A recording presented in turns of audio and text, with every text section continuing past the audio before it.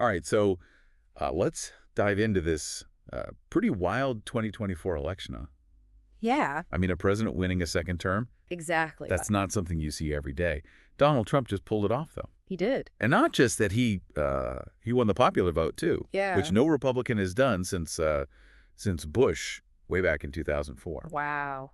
So we've got a lot to unpack here. We do. We've got election night coverage, speeches, even some foreign policy plans for his second term. Oh, wow. So let's try to figure out what this means, for the country moving forward. This election's really historically significant. Oh, yeah. It'll be really interesting to see what this win means, especially with the popular vote, too. Right. What does this mean for Trump's mandate? How is he going to approach governing? Yeah, and, the energy at his victory speech at Mar-a-Lago Yeah. was electric, at least according to the American Conservative, Yep. talking about a golden age, Yeah. trying to bring everyone together, bridging all these divisions we've been seeing. This call for unity, especially after such a huge victory, really makes you think. Yeah. It makes you think maybe his leadership style is going to change. Totally. Maybe this is a sign that we'll see a more unified, a more collaborative approach this time around. Yeah, and it seems like this time it's less talk and more action, Oh, really? The American Conservative, they quote him saying, "Promises made, promises kept." Sounds like he's setting the bar pretty high for himself. Yeah. Deliver or bust. And with the Republicans keeping the Senate, Right. at least that's what it's looking like, according to our sources. Right.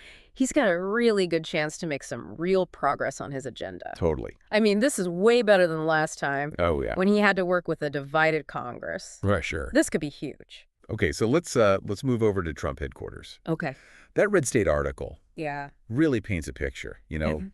chants, celebrations, even celebrities like Steve Wynn and Dana White were there. Wow. It was electric. You could really feel the energy, huh? Yeah, you could really feel the energy. But the movement finally reaching its peak. Exactly. That's pretty cool. It is cool. And, it's interesting, the types of people who are there supporting him. Oh, yeah.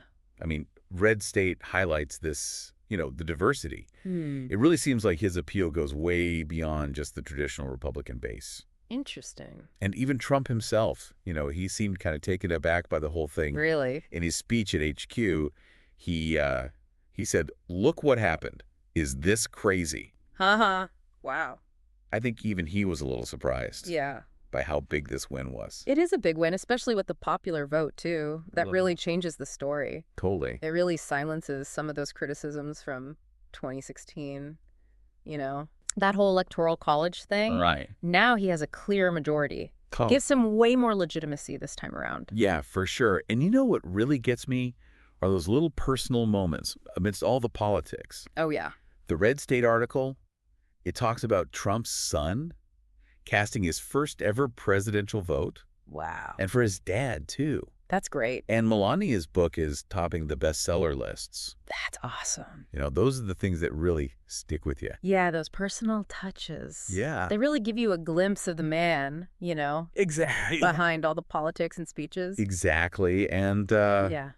it humanizes him, Right. reminds us there's a person there. Exactly. Okay, so let's get down to it. What are these big promises he's talking about? Yeah.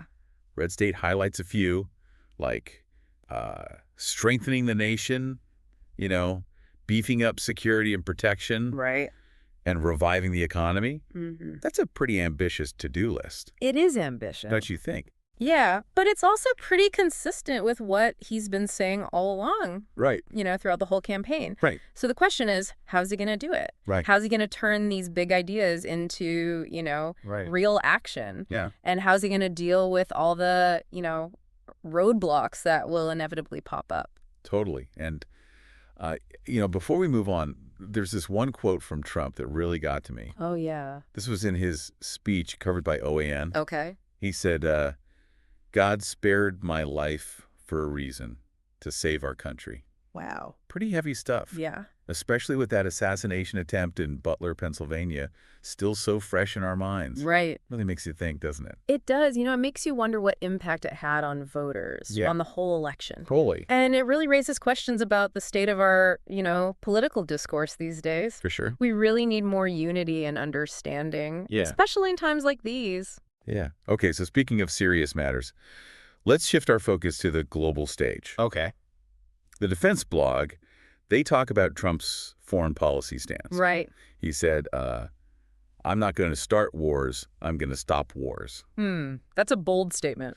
It is bold, right? Yeah. It really sets the tone for how he wants to approach things internationally. It really makes you think about his past foreign policy decisions. Oh, yeah. Does it line up with this commitment to peace? Right. Did his first term actually, de-escalate conflicts? Right.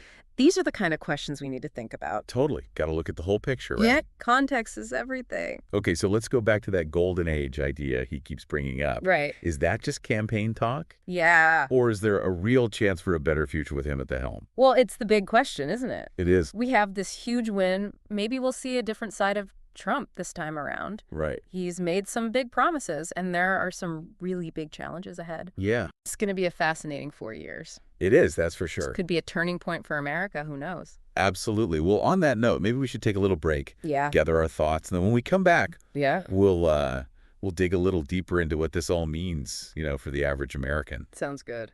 Stay tuned. Yeah, don't go anywhere. Welcome back. So, Yeah. now that we've kind of set the stage, Right. what does this all mean for, the average American? Yeah. What can people actually expect over these next 4 years? Right, exactly. What can they expect from a second Trump term? Yeah. It seems like he's really pushing for a more unified approach this time, focused on the economy. Okay. Remember that line from RedState? Yeah. Strengthen and protect the nation and revive the U.S. economy. Right. It sounds like he really wants to bring stability and prosperity. Yeah. Definitely. And with the Republicans likely controlling both the Senate and the House, Yeah. it seems like he's got a pretty good chance of actually achieving those goals. Oh, yeah. I mean, we could see some major changes. Like what? Tax cuts, deregulation, Okay. maybe even some big infrastructure projects. Interesting. Yeah, this could be huge for the economy. Okay, so what about foreign policy? Right. The Defense blog article talked about Trump wanting to stop wars. Yeah. So does that mean he's going full isolationist? It's hard to say for sure. Right. But remember, his foreign policy during his first term was kind of all over the place. Yeah. I mean, he pulled out of some international agreements like that Paris Climate Accord. Right. But he also, authorized military action in Syria. Right, right. So it'll be interesting to see which direction he goes this time. For sure, for sure. How will he balance these different impulses? Yeah, speaking of impulses, Yeah. Trump's known for being a little unpredictable, Yeah. even abrasive sometimes. That's one way to put it. Do you think we'll see a more measured Trump this time around? Well, he's not the outsider anymore. He's the incumbent now. Oh, right. Which means he has a record to defend. That's true. So, yeah, maybe we'll see a more pragmatic approach, Okay. Focused on getting things done, building his legacy. Makes sense. And we can't forget about that assassination attempt. Oh, yeah. That must have had a huge impact on it, Absolutely. both personally and politically. Yeah, it's a scary reminder of how dangerous things have gotten. For sure. We need to tone down the rhetoric, Yeah. find some common ground. Totally. Okay, so let's be realistic for a second. Okay. What are some of the biggest challenges Trump's going to face in his second term? Well, for one thing, the country is incredibly divided right now. Oh, yeah. Politically, socially, economically. Right. Bridging those divides is going to be a huge task. For sure. And then there's the global situation. Right. Tensions are rising between world powers. There's still the threat of terrorism. Yeah, it's a mess out there. It is. And how Trump navigates all of that will determine America's place in the world. Right, and domestically. Yeah. He's got a lot on his plate. He does. The national debt, healthcare costs, the opioid crisis. It's a long list. It is a long list. But, even with all these challenges, Yeah. there's also a sense of opportunity. Really? Yeah, I mean, Trump's victory really shook things up. That's for sure. He's injected a dose of unpredictability into the system. Right, and that unpredictability, Yeah. it's kind of a double-edged sword. Totally. It could lead to some really innovative solutions, Right. but it could also make things even more volatile. Right, right. One thing's for sure, though, What's that? the next 4 years are going to be anything but boring. That's for sure. We're all in for a wild ride. Couldn't have said it better myself. Yeah. So Yeah. maybe we should take a moment to, reflect on everything we've talked about. Yeah, good idea. The election, the potential policy changes, the challenges ahead. But how does all this fit into the bigger picture of, American democracy? That's the big question, isn't it? It is, and that's what we'll explore when we come back for the final part of our deep dive. Okay. Sounds good. Welcome back. So we've talked about the election, the possible changes, the challenges ahead.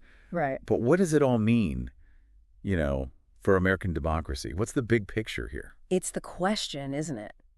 It's going to be debated for years. Oh, I yeah. mean, this election has really exposed some deep, deep divisions in our society. Right. It raises some really fundamental questions about, where are we headed as a country?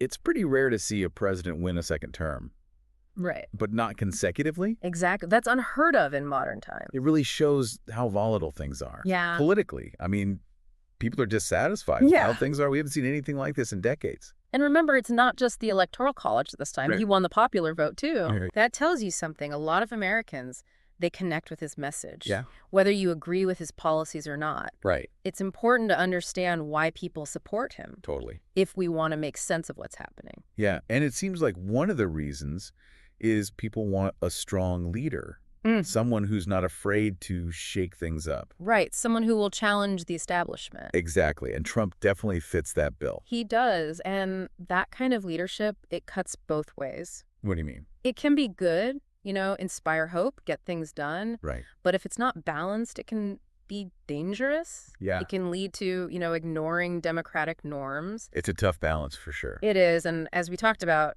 Trump's personality, Oh, yeah. his communication style, it can be very polarizing. Yeah. So how's that going to affect his ability to govern, to bring the country together? It's a good question. His supporters love that he's blunt, that he speaks his mind. Right. No filter. But his critics see it as reckless. Right. Disrespectful. So for Trump to be successful, he needs to use that energy, that charisma, Right. to build bridges, not burn them. Yeah. And we can't forget about the media. Oh, yeah, that's a whole other thing. Things have been, well, a little complicated between Trump and the media. That's putting it mildly. He accuses them of bias, of spreading fake news. Right, and they criticize his attacks on, freedom of the press. Right. It's a tough situation. It is, because for a democracy to work, people need to be informed. Right. They need to be able to, look at information from different sources and decide what's true. Right. But when people lose trust in the media, Yeah. that's when misinformation and propaganda can take over. That's dangerous. It is. It can be used by people in power to manipulate things. So as we wrap up, I got to say, I'm feeling a little bit of everything. Yeah, me too. Hope, that Trump will step up, bring the country together, Right. but also concern Mm-hmm. about the challenges, and his leadership style. I agree. The next 4 years are going to be a real test. Yeah. For our democracy, it's up to all of us to stay informed. Right. To talk to each other, really engage in thoughtful dialogue. And hold our leaders accountable. Exactly. No matter who you voted for, this is our country.